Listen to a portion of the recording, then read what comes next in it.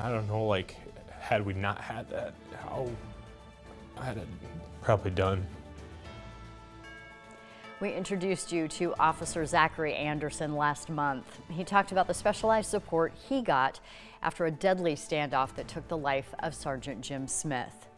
The Peer Support Foundation is dedicated to helping officers, firefighters, EMS workers, anyone involved in those traumatic and stressful situations who's in a first responder capacity. Now you can help make sure that they're there for first responders in a time of crisis.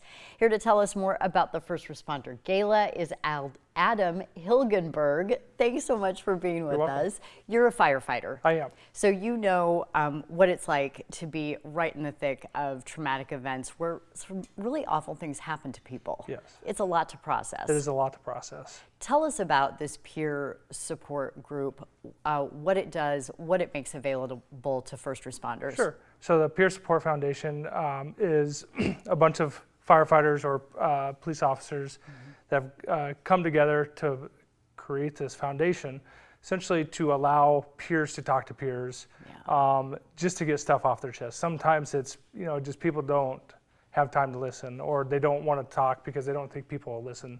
So we found that just listening to people and having that conversation helps out a lot. Absolutely. I think so much pressure lies on the shoulders of people like you in these roles, and then we all sort of feed into that with this, you're our heroes, right. And you do these heroic things that we all think are unimaginable. That is part of the problem, really, is what we saddle you with. So what do you want the public to know about what all of you men and women in these roles carry around with you every day? So there's a lot. I mean, everybody goes through something different, right?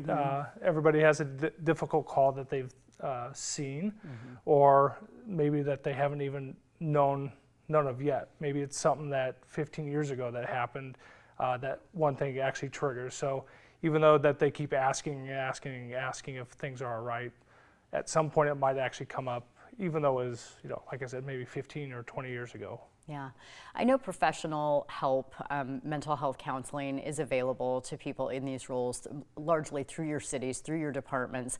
But talk about the value of the peer-to-peer support, because that's different. Right. So it's really good to have the peer-to-peer support, especially in the first responder realm. The cops have a little bit different than firefighters, because the cops are going in their cars right away after a difficult call, to where the firefighters, kind of come back and reconvene and are at the station with each other. So having that conversation, even if it's just a quick, hey, how's it going? I heard you had a bad call. Is everything all right?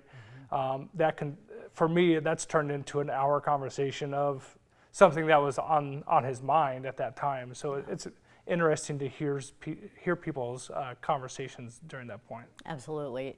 Tell us a little bit about the fundraiser that's coming up, because it does make it easy for the public to get involved. Right. So this is our second annual gala. It's for first responders. So any first responder throughout the state of Iowa is welcome to come.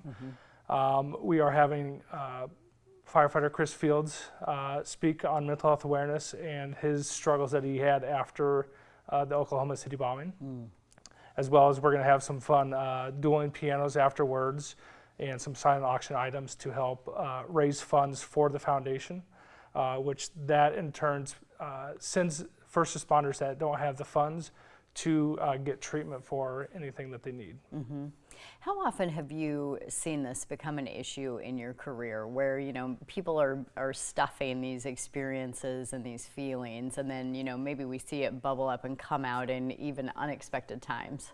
It happens all the time. Yeah. You talk to a lot. I've talked to a lot of people, and some people just say, "Well, it's just part of the job," but your mental health is a part of the job as well.